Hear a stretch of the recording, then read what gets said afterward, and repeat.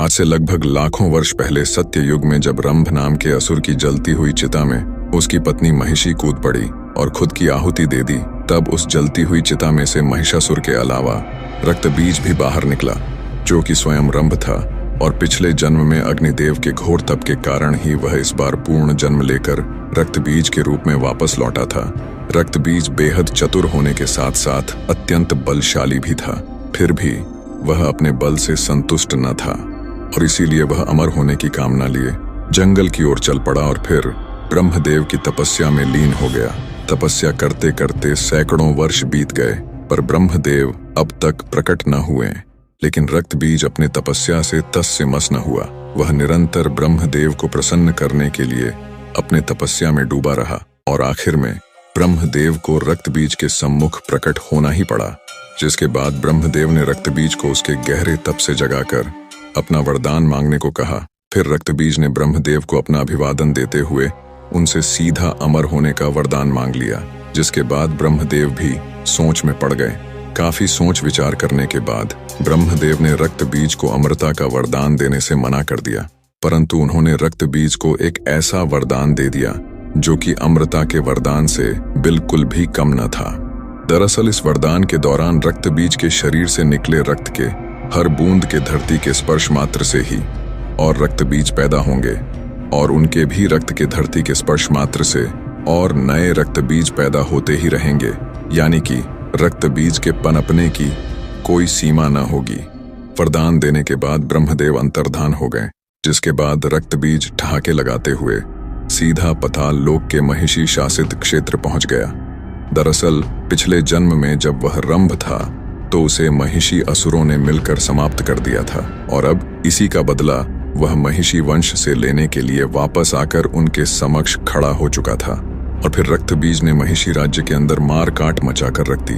उसने अकेले ही महिषियों के राजा समेत समस्त प्रमुख महिषी योद्धाओं को समाप्त कर दिया। फिर बाकी बचे और डरे हुए महिषी असुरों का स्वयं राजा बन बैठा और यह बात पूरे पाताल लोक में फैल गई, जिससे कि पाताल लोक के समस्त बड़े से बड़े असुर भी रक्त बीज के नाम मात्र से ही घबराने लगे। रक्त बीज पूरे पाताल लोक का शासक बन बैठा था। दिन यूं ही बीतते गए और एक दिन रक्त बीज को महिषासुर की याद आई और वह महिषासुर को ढूंढने पाताल लोक के अन्य राज्य की ओर निकल पड़ा, जहां उसे पता चला कि कई वर्ष पहले तो महिषासुर किसी 10 भुजाओं वाली विशालकाय देवी के हाथों वीर गति को प्राप्त हो चुका है। जिसके बाद यह सुनते ही रक्त बीज आग बबूला हो उठा और फिर वह देवी दुर्गा को पागलों की तरह जमीन से लेकर आसमान हर जगह ढूंढने निकल पड़ा, पर उसे देवी दुर्गा कहीं भी न मिली। फिर रक्त बीज के तमाम बार पूछने पर कोई भी असुर यह नहीं बता पाया कि वह 10 भुजाओं वाली विशालकाय देवी अचानक कहां से आई थी। जिसके बाद रक्त बीज एक गहरे चिंतन में पड़ गया। फिर उसने सोचा कि हो न हो उस 10 भुजाओं वाली विशाल देवी के बारे में ये देवताओं की पूजा पाठ करने वाले साधु संतों को अवश्य ही कुछ न कुछ पता होगा। फिर उसने अपने तमाम असुर सैनिकों को देवी दुर्गा का पता लगाने के लिए साधुओं के पास भेज दिया। जिसके बाद रक्त बीज के असुर सैनिकों ने बड़े ही क्रूर तरीके से साधुओं से उस विशालकाय 10 भुजाओं वाली देवी के बारे में पूछने लगे, पर किसी भी साधु संत के पास उनके सवालों का उत्तर न था। रक्त बीज की यह जानलेवा खोज देवी दुर्गा के लिए यूं ही जारी रही और वहीं दूसरी तरफ महर्षि कश्यप और दनु के 2 पुत्र शुंभ और निशुंभ नाम के 2 असुर भाई एक शांत वन में ब्रह्मदेव की तपस्या में कई वर्षों से लीन हुए बैठे थे। और फिर शुंभ और निशुंभ के सम्मुख अचानक ब्रह्मदेव का आगमन हुआ, जिसके बाद ब्रह्मदेव ने उनसे अपना इच्छित वरदान मांगने को कहा। जिसके बाद हर असुर की तरह शुंभ और निशुंभ ने भी ब्रह्मदेव से अमरता का वरदान मांग लिया, जिसके लिए ब्रह्मदेव ने उन्हें साफ साफ मना कर दिया। दरअसल शुंभ और निशुंभ दोनों भाई स्त्रियों के प्रति काफी आकर्षित थे और वे स्त्रियों को सिर्फ और सिर्फ संभोग की वस्तु मात्र ही मानते थे और इसीलिए ब्रह्मदेव ने इन 2 असुर भाइयों को लगभग महिषासुर जैसा ही वरदान दे दिया, जिसके दौरान शुंभ और निशुंभ का वध सिर्फ एक महाशक्तिशाली स्त्री के हाथों ही संभव था। और इसी बीच इंद्रदेव ने शुंभ और निशुंभ के बड़े भाई नमुच्ची को अपने निजी मतभेद के कारण मौत के घाट उतार दिया। जिसके कुछ वर्षों के बाद जब शुंभ और निशुंभ पाताल लोक अपने राज्य में वापस लौटे और अपने बड़े भाई नमुच्ची के मौत की खबर सुनी तो उनके क्रोध का ठिकाना न रहा जिसके बाद उन्होंने स्वर्गलोक पे आक्रमण करने की ठान ली। फिर शुंभ और निशुंभ अपनी असुर सेना लिए स्वर्गलोक की ओर निकल पड़े, जहाँ की इंद्रदेव समेत समस्त देवता नृत्य का आनंद उठा रहे थे। फिर अचानक स्वर्ग पे शुंभ और निशुंभ समेत तमाम असुरों का आगमन शुरू हो गया, जिसके बाद देवता असुरों की इतनी बड़ी सेना को देख अचंभे में पड़ गए और देवता भी युद्ध के लिए असुरों के समक्ष डटकर खड़े हो गए। पर इससे पहले कि युद्ध का बिगुल बजता, निशुंभ ने अपना नियंत्रण खो दिया और अकेले ही इंद्रदेव के ऊपर टूट पड़ा, जिसके बाद इंद्रदेव और निशुंभ के बीच एक घमासान युद्ध प्रारंभ हो गया। दोनों एक दूसरे को बराबरी का टक्कर दे रहे थे। साथ ही देवताओं और शुंभ समेत असुरों की सेना अपने प्रतिद्वंदी के जीतने का इंतजार कर रहे थे। काफी समय तक शक्ति युद्ध और मल युद्ध चलते रहने के बाद इंद्रदेव ने आखिरकार निशुंभ को वहीं धूल चटा दी, जिसके बाद शुंभ और निशुंभ समेत पूरी असुर सेना का आत्मविश्वास युद्ध से पहले ही डगमगा गया। और वहीं इंद्रदेव के जीतने के बाद देवताओं का आत्मविश्वास ठहाके लगाने लगा था। फिर युद्ध का बिगुल बजा और देवताओं के साथ असुरों का युद्ध प्रारंभ हो गया। इस युद्ध में देवताओं ने खुलकर अपनी शक्तियों को शुंभ और निशुंभ समेत पूरे आसुरी सेना पे बरसाना शुरू कर दिया, जिसमें आसुरी सेना पूरी तरह घायल होने लगी। जिसके बाद शुंभ और निशुंभ ने भी अपने वरदानी ताकतों का इस्तेमाल करना शुरू कर दिया, जिसका देवताओं पे कुछ खास असर न हुआ। यहाँ तक कि देवता असुरों के साथ उपहास करते हुए युद्ध करने लगे थे। शुंभ और निशुंभ समेत पूरी आसुरी सेना देवताओं के समक्ष लाचार नजर आ रही थी।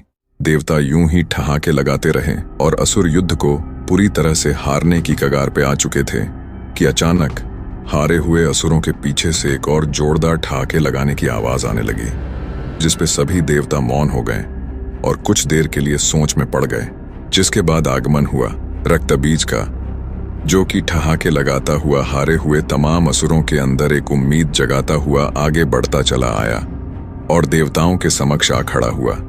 उसके मात्र ठहाके लगाने से ही पूरा इंद्रासन कांपने लगा था। साथ ही उसे देख इंद्रदेव समेत सभी देवता भी थड़ थड़ कांपने लगे थे। दरअसल रक्तबीज उस समय स्वर्गलोक पिछले जन्म में इंद्रदेव के हाथों मारे गए अपने भाई क्रंभ का बदला लेने आया था। फिर इंद्रदेव ने कुबेर को एक संकट संकेत भेजा, जिसके कुछ क्षण के अंदर ही कुबेर अपने तमाम यक्षों के साथ स्वर्गलोक में प्रकट हुए और फिर सभी देवताओं ने मिलकर रक्तबीज और शुंभ निशुंभ समेत सभी असुरों पे अपनी पूरी क्षमता के साथ टूट पड़े। जिसके बाद एक भयंकर युद्ध प्रारंभ हो गया। इस युद्ध में देवता और असुर दोनों ही बराबरी उत्साह के साथ युद्ध कर रहे थे। यहाँ शुंभ और निशुंभ ने तो देवताओं को इस बार कांटे की टक्कर दे ही रहे थे और वहीं रक्तबीज अकेले ही बड़ी तेजी से पूरे यक्षों का नामो निशान मिटाए जा रहा था। युद्ध यूं ही कुछ समय तक चलता रहा, पर कुछ समय के बाद देवताओं के सभी यक्ष सेना समाप्त हो चुके थे और अब इस युद्ध में असुरों का पलड़ा पूरी तरह से भारी हो चुका था। जिसके बाद रक्तबीज समेत शुंभ और निशुंभ एक साथ मिलकर सभी देवताओं के ऊपर टूट पड़े, जिनके भय से इंद्रदेव और कुबेर समेत सभी देवता स्वर्ग से अंतर्धान हो गए। जिसके बाद शुंभ और निशुंभ रक्तबीज के दम पर स्वर्गलोक को पूरी तरह से जीत चुके थे और वे रक्तबीज से काफी प्रभावित भी हुए। जिसके बाद शुंभ और निशुंभ ने रक्तबीज के समक्ष अपना सेनापति बनने का प्रस्ताव रखा और साथ ही उसके हर कार्य में बराबरी का सहयोग देने का वादा भी किया। जिसके बाद रक्तबीज ने उनके इस प्रस्ताव को स्वीकार कर लिया। साथ ही शुंभ और निशुंभ ने अपने दो बेहद शक्तिशाली और प्रमुख दो असुर भाइयों छंड और मुंड को देवताओं की खोज में उनके पीछे लगा दिया और यहाँ देवता पूरे ब्रह्मांड की नजरों से छिप छिपाते हुए पृथ्वी में स्थित कैलाश पहुंच गए और महादेव के समक्ष त्राहिमाम की गुहार लगाने लगे। पर उस समय महादेव अपने गहरे ध्यान में लीन थे। काफी समय तक त्राहिमाम की गुहार लगाने के बावजूद भी महादेव तो अपने ध्यान में ही लीन रहे, परंतु देवी पार्वती अपने गुफा से निकलकर बाहर आईं और देवी पार्वती ने देवताओं से त्राहिमाम का कारण पूछा। जिसके बाद सभी देवता उन्हें सारी बात बताने लगे कि तभी वहां देवताओं को ढूंढते हुए दोनों असुर भाई चंड और मुंड भी कैलाश पहुंच गए और चुपके से देवताओं की सारी बातें सुनने लगे कि तभी चंड और मुंड का ध्यान देवी पार्वती की ओर गया और उनकी आंखें वहीं फटी की फटी रह गईं। उन्होंने आज तक इतनी सुंदर स्त्री कहीं भी देखी न थी। उनका पूरा ध्यान देवताओं से हटकर सिर्फ देवी पार्वती की ओर केंद्रित हो गया। उनसे रहा न गया और फिर वे कैलाश से भागते हुए स्वर्ग लोक अपने स्वामी शुंभ और निशुंभ के समक्ष जा पहुंचे और उनके समक्ष देवी पार्वती के सुंदरता की व्याख्या करने लगे।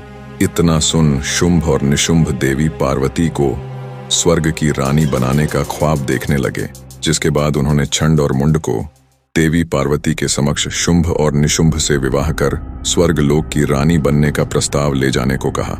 साथ ही यदि देवी पार्वती उनके प्रस्ताव को ठुकरा दे तो उन्हें बलपूर्वक स्वर्ग लाने का भी जिम्मा सौंपा। और इसके लिए शुंभ और निशुंभ ने कैलाश पे देवताओं की स्थिति को ध्यान में रखते हुए छंड और मुंड को लगभग 1 लाख असुर सैनिकों के साथ कैलाश के लिए रवाना कर दिया।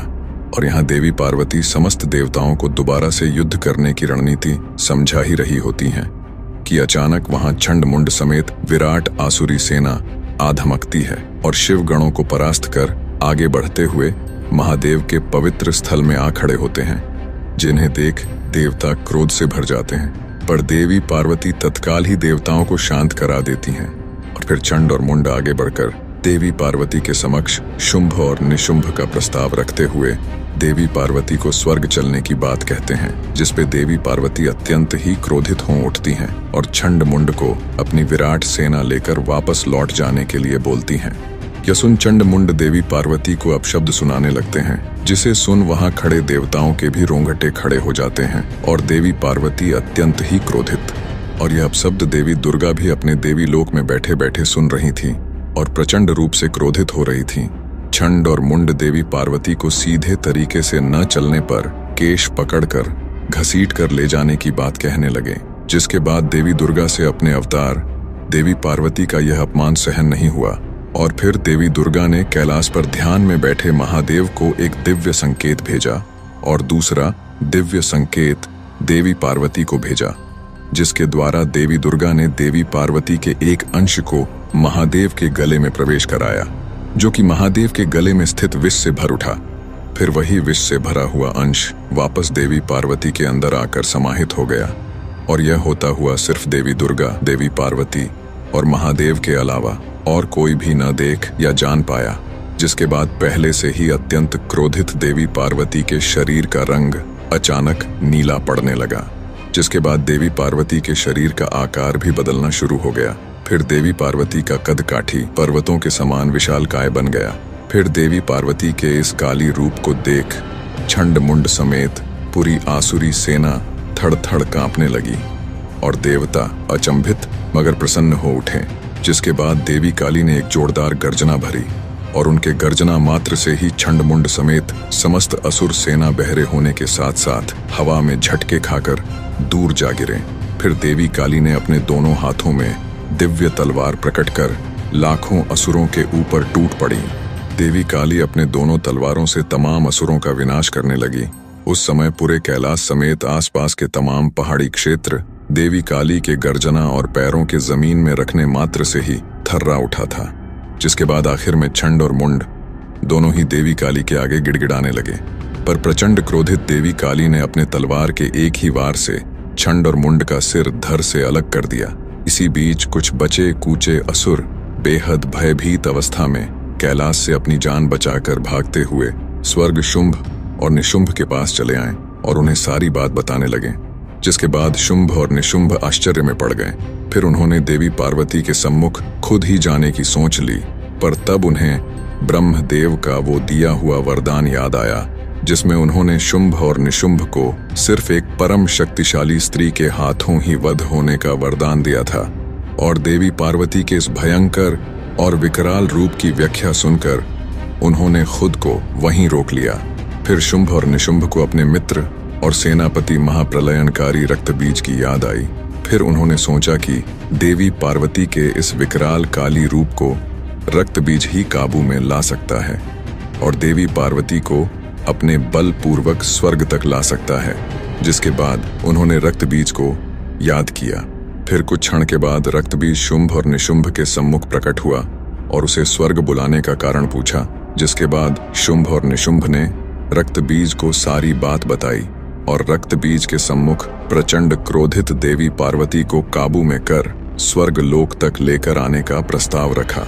जिसके बाद देवी पार्वती के इस भयंकर और विशाल काली रूप की व्याख्या सुनकर रक्तबीज को देवी पार्वती पे संदेह हुआ और उसने सोचा कि अब शायद उसकी वर्षों की तलाश यहीं खत्म हुई। जिसके बाद रक्तबीज ने शुंभ और निशुंभ के इस प्रस्ताव को आसानी से स्वीकार कर लिया और निकल पड़ा कैलाश की ओर। और यहाँ कैलाश में देवी काली शांत होते हुए देवी पार्वती के रूप में वापस आ ही रही होती हैं कि अचानक कैलाश में रक्तबीज का आगमन होता है, जिसको देख सभी देवता डर से थर्रा उठते हैं और रक्तबीज ठहाके लगाता हुआ देवी पार्वती के सम्मुख चला आता है। रक्तबीज जैसे खूंखार असुर को सामने देख देवी पार्वती का खून वापस से खौल उठता है और देवी पार्वती वापस से विशालकाय काली का रूप धारण करने लगती हैं। फिर रक्तबीज अपने सम्मुख इतनी बड़ी कदकाठी की भयंकर वीरांगना को देख समझ जाता है कि यही है दुर्गा और यही है काली।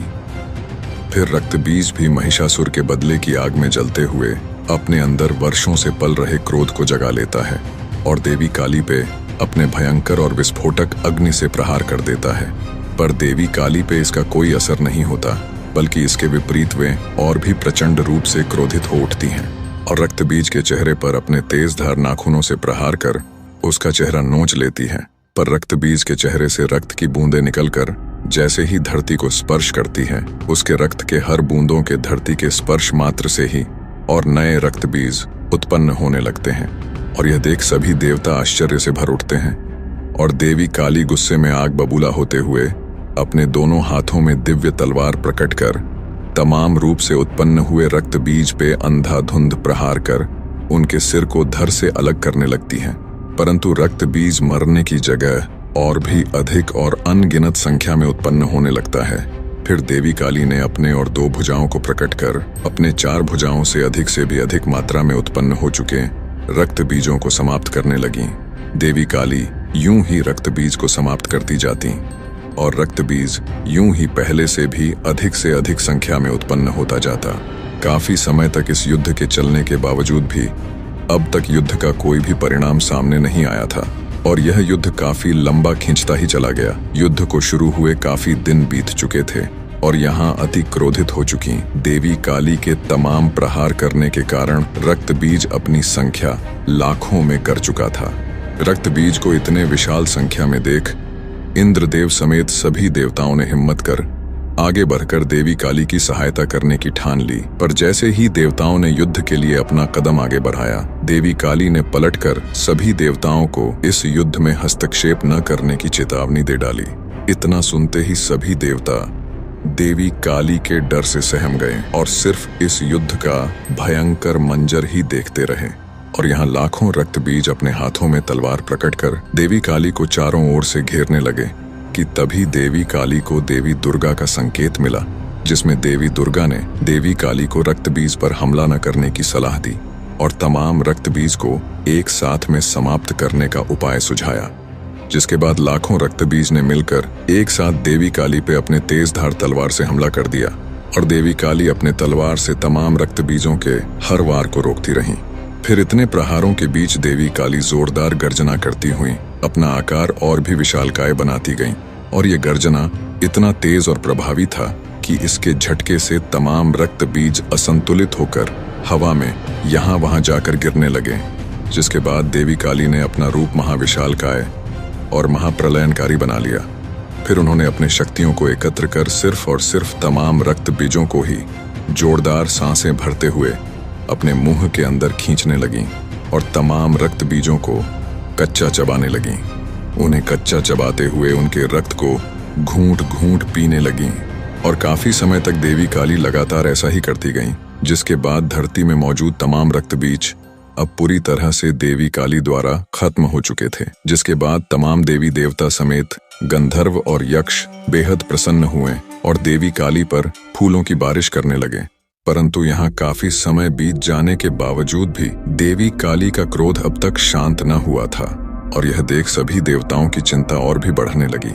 दरअसल तमाम रक्त बीजों को कच्चा चबा जाने के बाद उसके रक्त के दुष्प्रभाव से देवी काली ने खुद पे अपना संतुलन खो दिया था और अपने तीव्र क्रोध से पूरी धरती को तबाह करने की आग उनके अंदर भड़क चुकी थी। जिसके बाद अति तीव्र क्रोधित देवी काली असंतुलित होकर पूरी धरती को तबाह करने की ओर चल पड़ी। फिर इंद्रदेव समेत तमाम देवता यह देख चिंता में डूब गए। फिर उन्होंने श्री विष्णु को याद किया, जिसके बाद कैलाश में श्री विष्णु का आगमन हुआ और तमाम देवता श्री विष्णु से देवी काली को रोकने की गुहार लगाने लगे, जिसे कि श्री विष्णु अपने लिए नामुमकिन कार्य बताते हुए महादेव के लिए एक मुमकिन कार्य बताया और श्री विष्णु समेत सभी देवताओं ने महादेव को अत्यंत ही गहरे ध्यान से जगाने के लिए प्रार्थना करने लगे। जिसके बाद महादेव ने अपनी आंखें खोलते हुए श्री विष्णु को नमन किया और अपनी आंखों से तबाही से बिखरे पड़े कैलाश को देखा। फिर सभी देवताओं ने महादेव को सारी बात बताई, जिसके बाद महादेव की नजर काफी दूर तक पहुंच चुकी विशालकाय देवी काली पर गया। फिर महादेव अपने स्थान से अंतर्धान होकर अपना आकार बदलकर सीधे चले आ रही देवी काली के मार्ग पर लेट गए।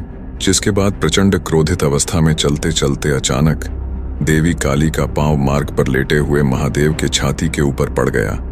फिर जैसे ही देवी काली की नजर पांव के नीचे दबे महादेव पे पड़ी, वैसे ही उनका सारा क्रोध शांत हो गया और साथ ही उन्हें अपनी भूल का आभास भी।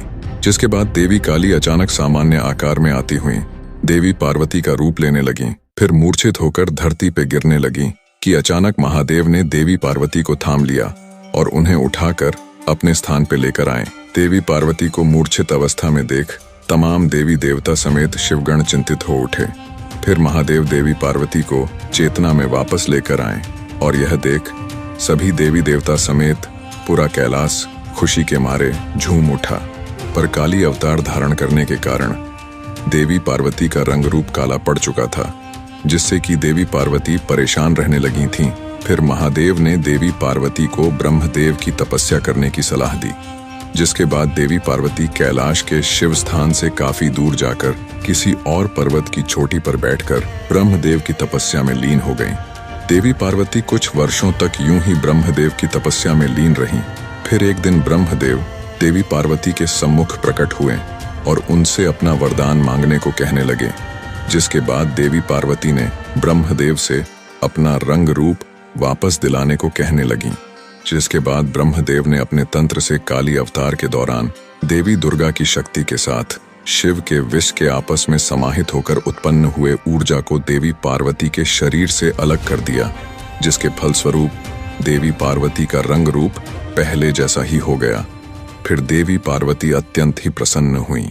फिर देवी पार्वती के शरीर से निकली हुई वह अत्यंत ताकतवर ऊर्जा एक बड़े कद काठी की बेहद खूबसूरत वीरांगना में तब्दील हो उठी, जिसकी दिव्यता और चमक देख देवी पार्वती और ब्रह्मदेव अत्यंत ही प्रसन्नता से भर उठे और उन्हें एक नया भव्य नाम देवी कौशिकी दिया। साथ ही ब्रह्मदेव ने देवी कौशिकी को इसी चोटी में शुंभ और निशुंभ नामक 2 असुर भाइयों के आने तक ध्यान मग्न रहने की आज्ञा दी, क्योंकि ब्रह्मदेव ने देख लिया था आने वाला कल